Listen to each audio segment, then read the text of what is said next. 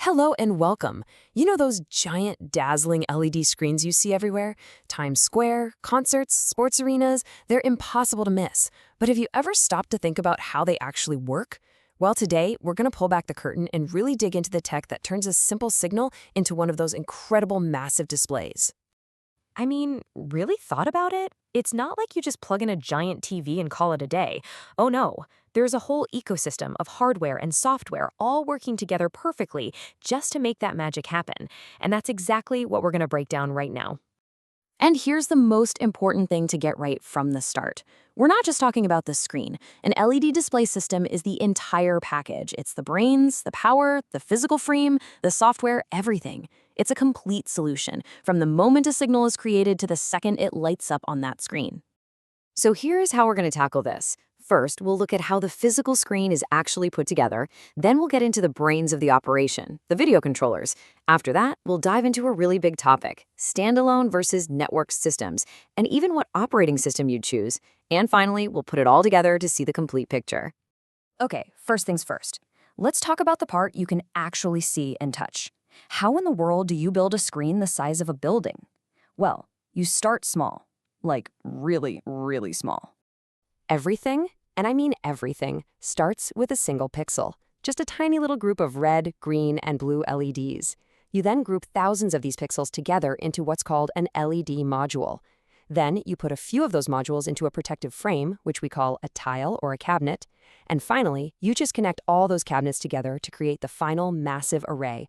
It's basically like building with super high-tech Lego bricks. And this is exactly how you get that perfectly seamless look. See how those individual cabinets are all meticulously locked together?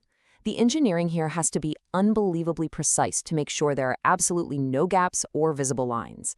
The goal is to create one giant, continuous canvas. Okay, so we've built our screen, it's huge, it's impressive, but right now it's just a blank slate.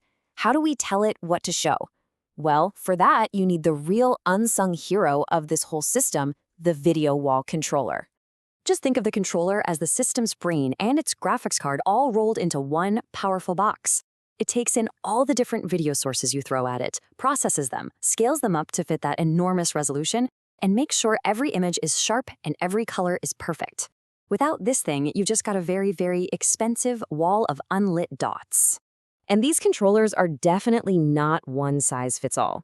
On the left, you've got a pretty standard unit you can just mount in a rack, and it's perfect for a lot of jobs.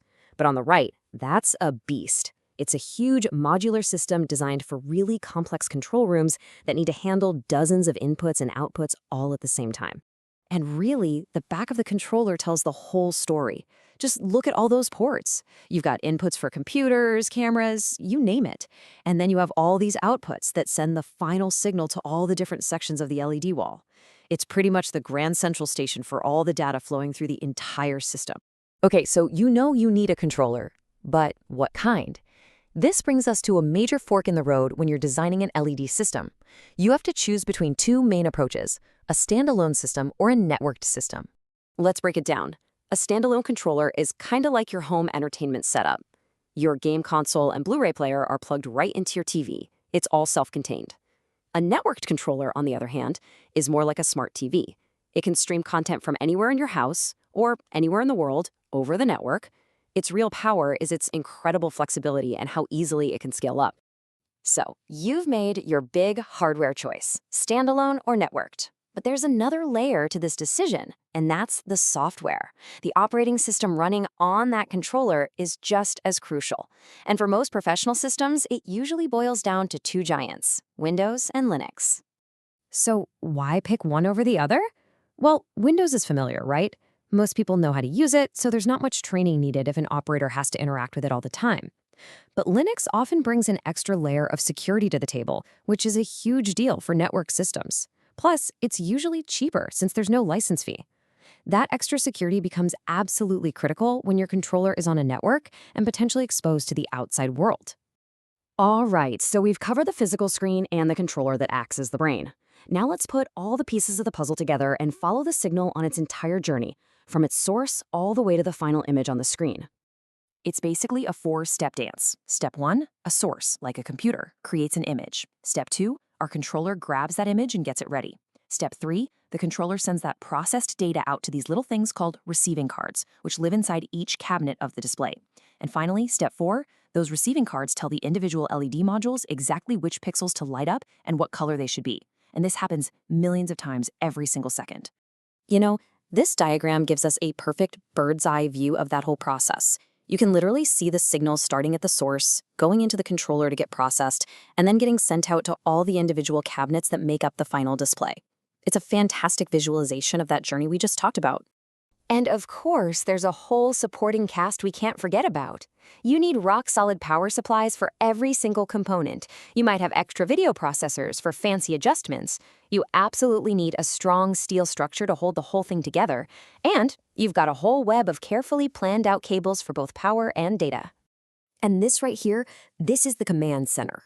An operator uses a software interface just like this to manage absolutely everything. They can see all their video sources, drag and drop them onto the wall, create custom layouts, and keep an eye on the health of the entire system, all from one computer. You know, this quote really nails it. If there's one thing to take away from all this, it's that an LED display is not a single product you just buy off a shelf. It's a complete, carefully designed ecosystem where every single part has to communicate and work together perfectly to create that final jaw-dropping image. And that leaves us with a pretty interesting question for the future. We just spent all this time talking about the split between standalone and network systems. But as tech gets smarter and everything becomes more connected to the cloud, is that line going to get blurry or maybe even disappear entirely? It's definitely something to think about. Thanks for tuning in.